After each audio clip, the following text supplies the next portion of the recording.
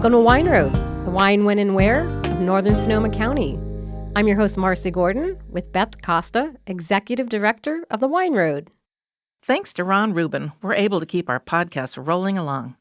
The financial support of River Road Family Vineyards and Winery allows us to keep recording, keep sipping wine, and keep sharing stories with our listeners. Check out their website at riverroadvineyards.com and explore their Chardonnay, as well as a finely crafted Pinot Noir from the Russian River Valley. That's riverroadvineyards.com. And hey, thanks, Ron, for allowing us to make this show happen. Welcome to episode 222. Today our guest is Michael LeComte from Oak Tree Winery, and he is the owner and founder. Welcome, Michael. Thank you so very much. I'm excited to be here. Michael, I'm super excited that you're here today. You are actually one of the newest wineries from the Wine Road. So tell us how it is that Oak Tree Winery came to be. Yeah, so that's a great question and a story I love to share. So basically, I was actually starting to do homebrew beer. That's where I first started off about 10 years ago with some friends. And while I was doing that, I was taking my homebrew beer up to my in-laws' property up in Gardnerville. We have 100 acres of Cab and Merlot up there. And while I was bringing my beer up there, they looked at me one day and said, "Hey, do you want to make some wine? You make some great beer." I first said, "Are you crazy? No way." Plan B. Oh, that's too funny. Well, they always say it takes a lot of beer to make a great wine. Yeah, there you go. And I can tell you it is true. So you were ahead of the game already. Planning. Yes. So shortly thereafterwards, my wife got me a class with a local winery, which is called a Berry to Bottle 1-year class. And I got to experience the whole process of harvest and fermentation and aging. And then after the 1 year, we bottled the wine as a group. I loved it, but it was very classroom style, and I wanted more of a hands-on approach. Mm-hmm. So I asked the winemaker, "Hey, if I can get some grapes for my family, can we make some wine down here?" And we came to an agreement in 2016, and that's how we got started. Oh, my gosh. gosh. Well, not most students don't come to class with a vineyard in their back pocket. Exactly. That was helpful. Right. So I was very lucky there for sure. But that's such a great story because, yeah, you can see you have a classroom, but now I want to go real world and to be able to have that wine. So how did that wine turn out? Phenomenal. So the winemaker that I worked with, I was extremely happy with it. The crazy part was, because we started with red, Cab, and Merlot, which we have in our family property, a year after, in 2017, of course, the wine was still in barrel, and the winemaker's like, "Are we done? Or are we doing this again?" And of course, my crazy idea was, let's do it again. Why exactly. not? Why not? So it started in 2017. 2016 was our first harvest, and 2017 followed the year afterwards. Yeah. So where are you making wine now at this point? We are here. We're based in Windsor, and we have a shared co-op facility that we use in Santa Rosa called Inspiration Vineyards. Oh, yeah. John at Inspiration. Yeah, that's great. Yep, that's exactly.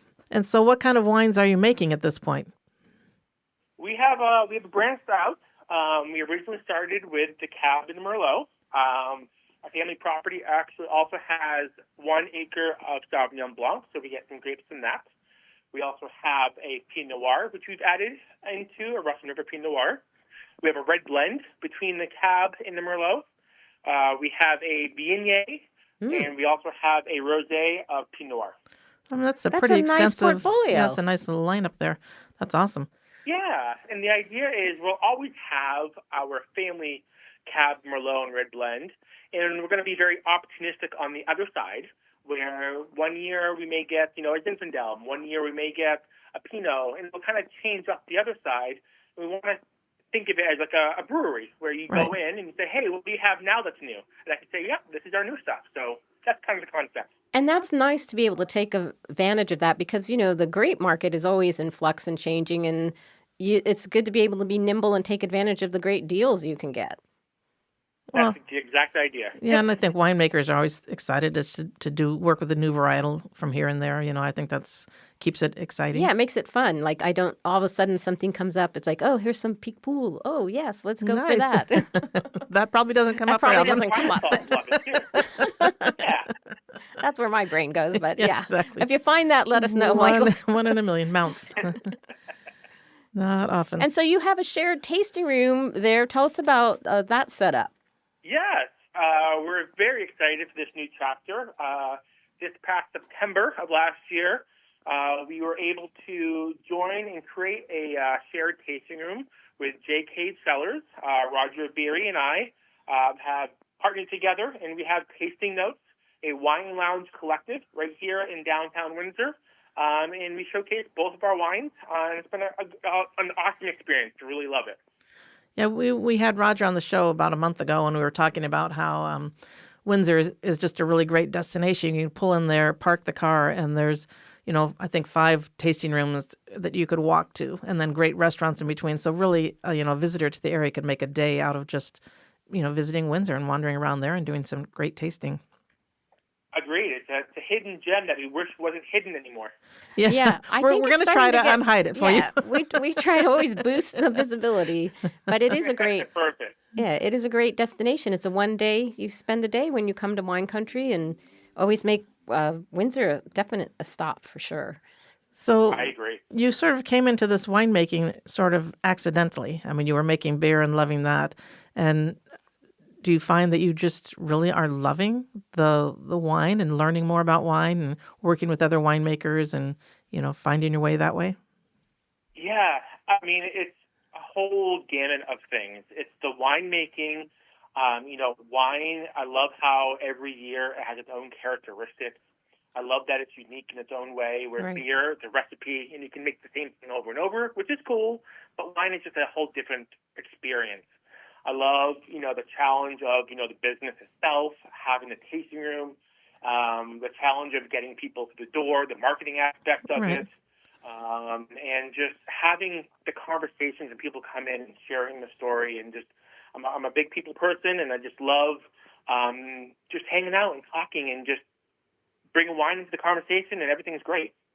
It's not, I think that people really romanticize the whole idea of, you make wine and then it just flies out the door. But it is, there's a lot of wineries out there and there's a lot of options for people to go to. And it really is hard. You do have to have a plan. And I think that what's nice when people do come to this area is that when they visit smaller tasting rooms, often it is the winemaker that's there or the winery owner. And so that is really a great perspective for a guest that you can ask, all kinds of questions. And you're talking to the person who, this is their livelihood. This is what they're doing for a living. And, I think that's a really, you can make great connections that way. But it's, I don't think it's easy. I think it's hard. Not in any way. But again, I'm young and I enjoy the opportunity of having that challenge. I can't ever, put anything down. I'm always constantly, doing a social post or updating the website or trying to come up with a new way to get people to the door or talk to a new band who hasn't been played at our place. So it's an all day, every day experience that just kind of keeps me going and keeps me driven.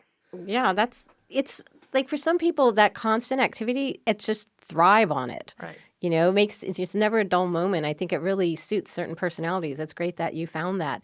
What did you go to school for? How did you get from, beer to wine to what was your genesis from like when you were a kid thinking, no one thinks I'm going to be a winemaker usually. What was your, where were you at? Yeah, I got a crazy story behind that as well. I'm originally from Maine. Oh. Growing up in Maine, wine was not a thing. It was, hard alcohol and beer, I feel like, is all I ever remember hearing growing up. I didn't get exposed to wine until I moved to New York to go to school in New York City, and I worked at a high-end restaurant on the Upper West Side with a 200-bottle wine list. Wow. And I had to learn quickly. And within a year's time, I was teaching wine classes. I just loved every aspect of it, and I knew the entire wine list. I was teaching classes. There was 20 different restaurants in our group. I had to go to different other restaurants and teach, and it was just a fascinating part that I quickly picked up. Oh, That's perfect. how it all started. That's cool. That is very cool. I do hear from a lot of winemakers who their initial interest came from working in a restaurant in college with a great wine list, and somebody at the restaurant taking them under their wing and teaching them about the wine, and it kind of goes from there. So I think that's interesting. Yeah, and the cool part is the sommelier of that group started his own winery and is over in Washington, and then one of the other guys that I work with, who's a good friend of mine, moved to Walla Walla and started his own winery as well. So it's bizarre how three of us. How interesting. The cohort became, everyone went directly back into wine. That's very cool. Very exciting. Wine lists, it's got all that interest going than restaurants. There was a good spark. Good spark. Maine, you came from Maine. The only thing I know about Maine is I watched the Maine Cabin Masters on TV. There you go. And good lobster. And it seems very cold. Lobster. Yeah, and lobster.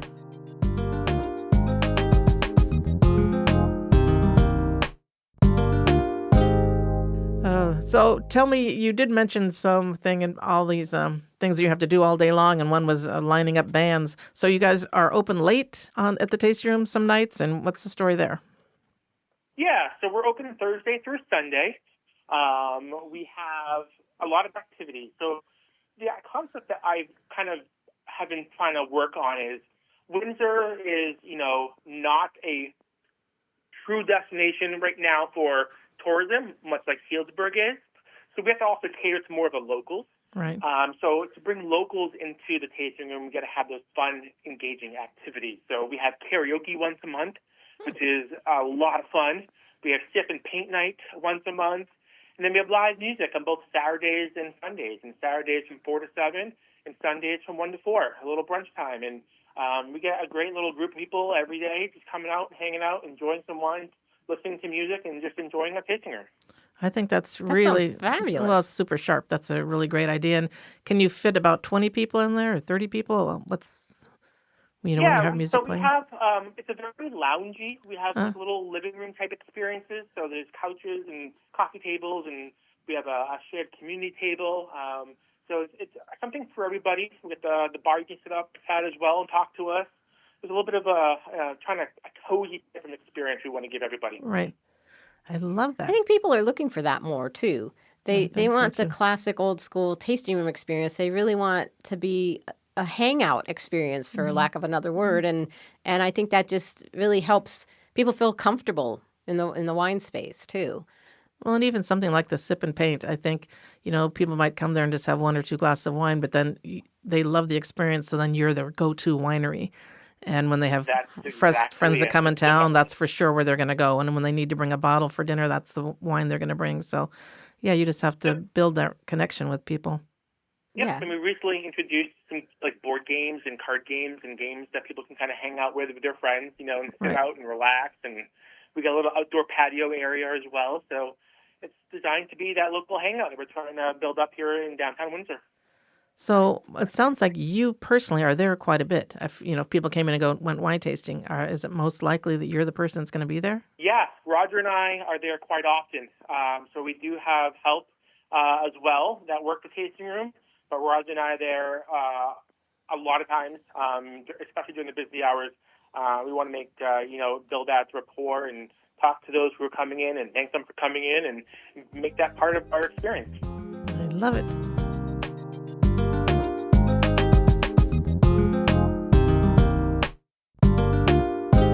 So when you have visitors that come to the area, where do you think that they need to go? What should they check out, besides you and your tasting room? Where else should they go in Windsor? What's happening?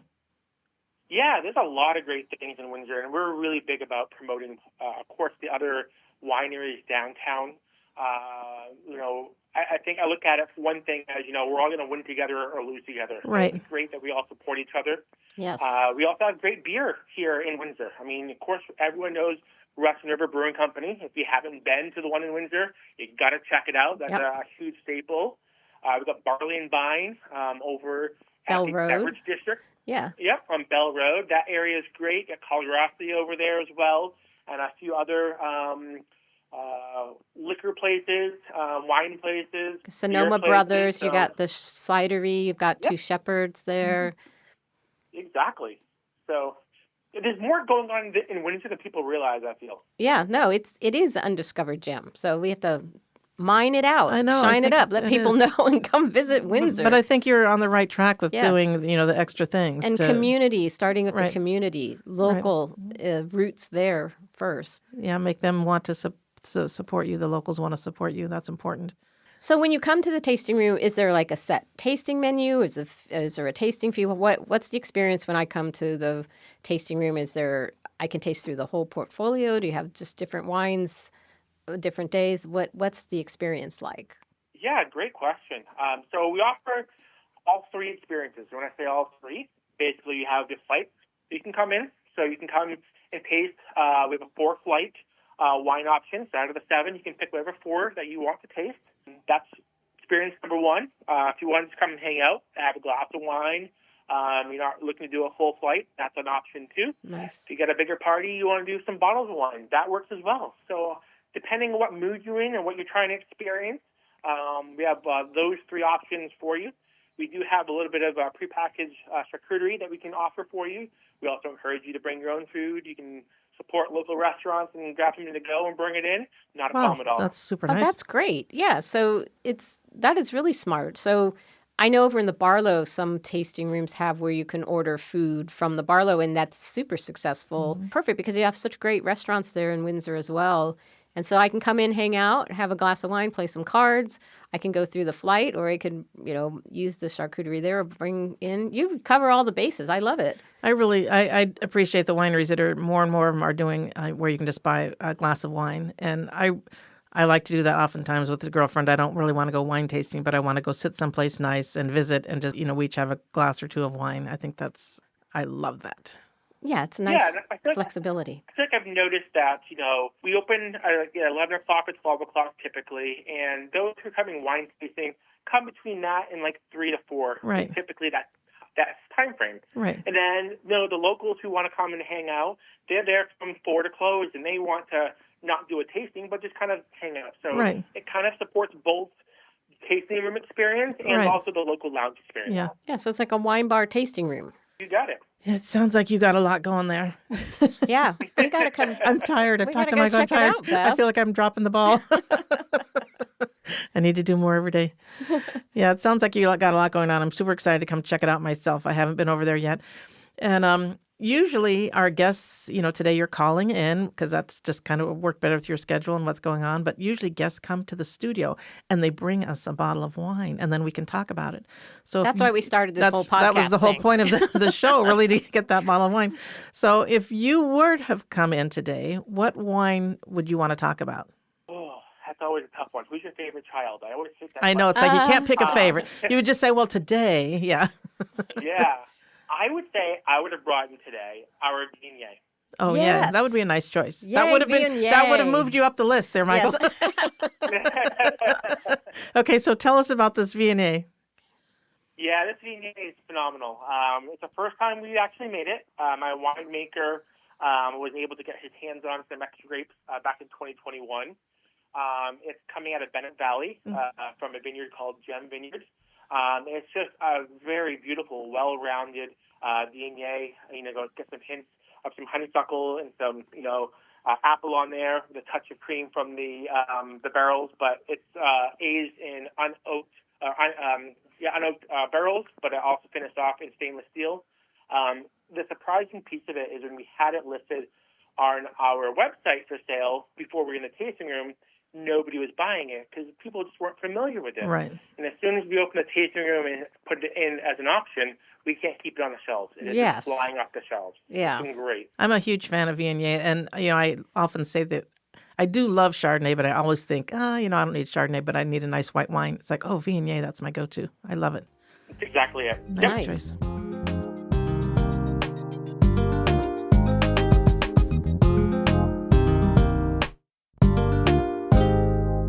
So what's the best way, Michael, for people to contact you? Is there a URL or a phone number that we can put out to get our listeners to know how to reach you? What's the best? Yeah, deets? great. So we have, of course, our oaktreewinery.com website. You can find all of our information there. You can reach me at 707-608-5474. And then for the tasting notes, We also have a website there with all the information on our activities, live music, and that is tastingnoteswindsor.com.